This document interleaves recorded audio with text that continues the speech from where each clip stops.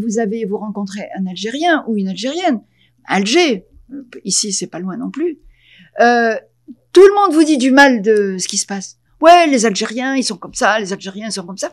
Je dis, mais tu es algérienne. Pourquoi tu parles c'est toi l'Algérie, c'est toi les Algériens. Mais non, les Algériens sont comme ça. Les Algériens sont comme ça. J'ai une voisine, Rudi Douche-Mourad, femme de médecin, elle a que des filles, etc. Mais ça lui a pas ouvert l'esprit.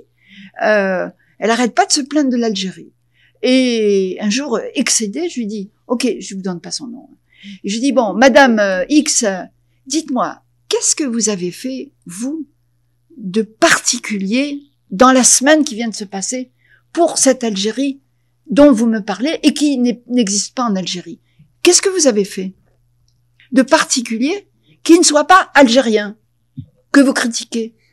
Tout le monde fait ce qu'on critique et les gens n'arrêtent pas de vous dire les Algériens c'est ceci, les Algériens c'est cela.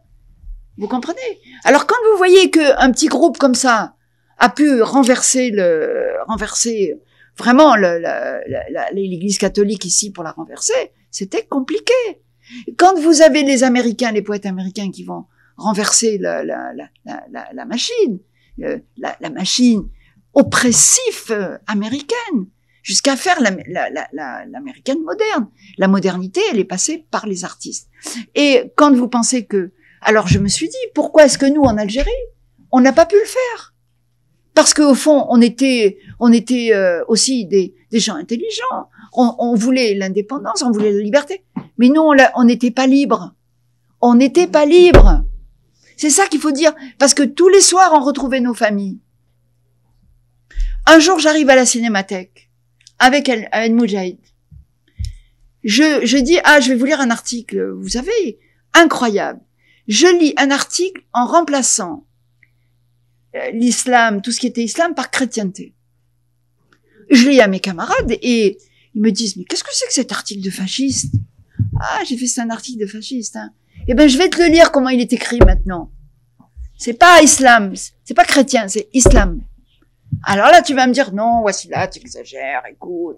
Mais enfin, comment tu peux dire des choses comme ça? Je dis, mais écoute, mais regarde. C'est-à-dire que nous n'avons pas été capables de faire cette critique profonde, cette introspection qui aurait pu nous mener à reposer ce qu'on a fait, vous comprenez? Et je peux vous dire que je n'en veux pas à mes amis, parce qu'ils sont restés pauvres. Ils sont restés sans privilèges. Ils n'ont jamais eu de privilèges. Vous voyez? Ils ont toujours refusé de rentrer dans la machine. Ils avaient des petits appartements obscurs. Ils n'avaient pas de voiture. Il faut voir comment ils sont aujourd'hui. Ils sont pauvres. Avec le niveau de vie qui a monté, on voit bien que c'est des gens qui ont vraiment été jusqu'au bout de leurs idées. Mais malheureusement.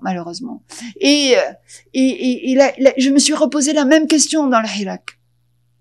Est-ce que cette fois-ci, on va être assez pour renverser la vieille machine ancestrale? Parce que vous savez, notre ennemi, c'est pas seulement le pouvoir en place. C'est nos familles, c'est ce qui nous entoure, c'est nos voisins. C'est ça, nos ennemis.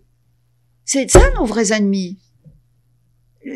Pas ennemis, parce que on dîne avec eux tous les soirs et on dort dans les mêmes maisons.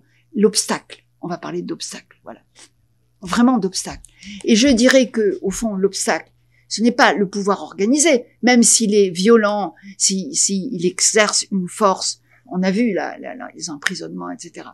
Mais à un moment donné, s'il y a eu dans d'autres expériences humaines, la Révolution française, par exemple, il y a eu, à un moment donné, une ouverture dans laquelle c'est enfoncé ce changement qu'on attend tous, vous voyez.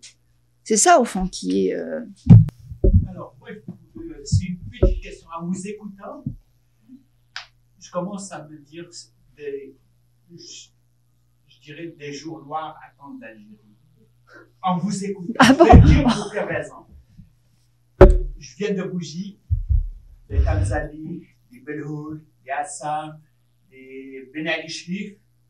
Le souci majeur était de transmettre l'éducation et l'instruction. On a un bon exemple devant nous. Le monde a changé. Le capitalisme, c'est lui qui mène.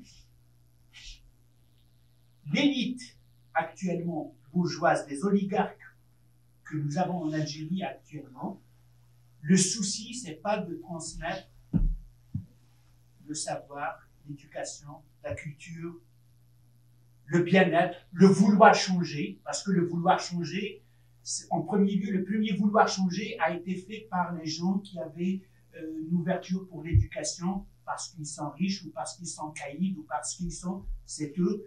Et la classe ouvrière qui a voyagé à l'étranger, qui a vu comment le monde vit, c'est quoi la liberté, c'est quoi l'indépendance, c'est ceux-là qui ont initié le vouloir changer. Moi, je me dis, il est où le vouloir changer en Algérie actuellement avec la société que nous avons? D'abord, vous savez, l'Algérie, c'est pas du capitalisme, hein, c'est du consumérisme.